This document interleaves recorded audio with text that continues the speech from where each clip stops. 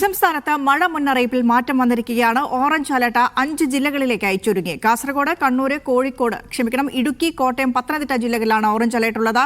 ഒരിക്കൽ കൂടെ പറയാം, കാസർഗോഡ്, കണ്ണൂർ, ഇടുക്കി, കോട്ടയം, പത്തനംതിട്ട എന്നീ 5 ജില്ലകളിലാണ് നിലവിൽ ഓറഞ്ച് അലർട്ട് ഉള്ളത്. നാളെ 7 ജില്ലകളിലും ഓറഞ്ച് അലർട്ട് മുന്നറിയിപ്പുണ്ട്. അപ്പോൾ കാലാവസ്ഥാ മുന്നറിയിപ്പ് ഈ നിലയ്ക്കാണ്. രജീഷ് നരിക്കുനിയാണ് വാർത്തയുടെ വിശദാംശങ്ങളുമായി ചേരുന്നത്.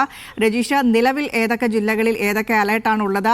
നാളത്തെ അവസ്ഥ എന്താണ്? എന്തൊക്കെയാണ് കാലാവസ്ഥാ മുന്നറിയിപ്പ്?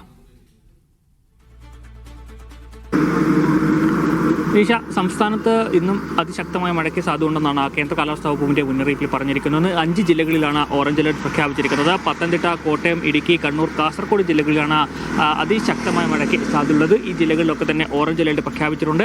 ആലപ്പുഴ, എറണാകുളം, തൃശൂർ, പാലക്കാട്, മലപ്പുറം, കോഴിക്കോട്, വയനാട് ജില്ലകളിൽ യെല്ലോ അലർട്ടും പ്രഖ്യാപിച്ചിട്ടുണ്ട്. ഇവിടെയും ശക്തമായ മഴയ്ക്കുള്ളൊരു സാധ്യതയാണ് ഇപ്പോൾ പറയുന്നത്.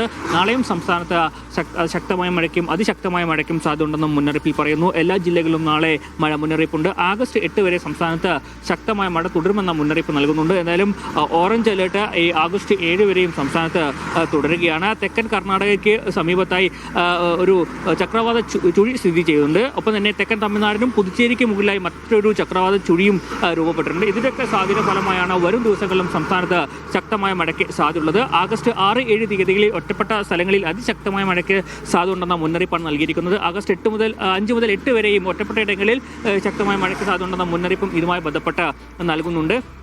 കൂടാതെ തന്നെ കേരള, കർണാടക, ലക്ഷദ്വീപ് തീരങ്ങളിൽ മത്സ്യബന്ധനത്തിന് വിലക്ക് ഏർപ്പെടുത്തിയിട്ടുണ്ട്. മണിക്കൂറിൽ 60 കിലോമീറ്റർ വരെ വേഗതയിൽ വീശിയടിച്ചേക്കാവുന്ന ശക്തമായ കാറ്റിനും മോശം കാലാവസ്ഥയ്ക്കും സാധ്യത ഉള്ളതിനാലാണ് ഇത്തരത്തിൽ മത്സ്യത്തൊഴിലാളികൾക്ക് വിലക്ക് ഏർപ്പെടുത്തിയിട്ടുള്ളത്. ഒപ്പം കള്ളക്കടൽ പ്രതിഭാസവും കടൽക്ഷോഭത്തിനും സാധ്യതയുണ്ടെന്ന മുന്നറിയിപ്പ് ഇതുമായി ബന്ധപ്പെട്ട് നൽകുന്നു. തിരുവനന്തപുരം, കൊല്ലം, ആലപ്പുഴ തീരങ്ങളിലാണ് ഇത്തരത്തിൽ കള്ളക്കടൽ പ്രതിഭാസത്തിനും ഒപ്പം തന്നെ കടൽക്ഷോഭത്തിനും സാധ്യതയുള്ളത്. അതുകൊണ്ട് തീരത്ത് ഉള്ളവർ ജാഗ്രത പാലിക്കണം, തീരപ്രദേശത്ത് താമസിക്കുന്നവർ ജാഗ്രത പാലിക്കണം എന്ന നിർദ്ദേശം ഇതുമായി ബന്ധപ്പെട്ട സമുദ്ര ഗവേഷണ കേന്ദ്രവും മുന്നറിയിപ്പായി നൽകുന്നു. എന്തായാലും വരും ദിവസങ്ങളിലും സംസ്ഥാനത്ത് മഴ തുടരും എന്ന് തന്നെയാണ് നമുക്ക് മുന്നറിയിപ്പിലൂടെ മനസ്സിലാക്കുന്നത്. നാളെയും സംസ്ഥാനത്ത് അതിശക്തമായ മഴയ്ക്കാണ് സാധ്യതയുള്ളത്. ആഗസ്റ്റ് 8 വരെ ഇതേ സാഹചര്യം തന്നെ നിലനിൽക്കും. വിനിഷ.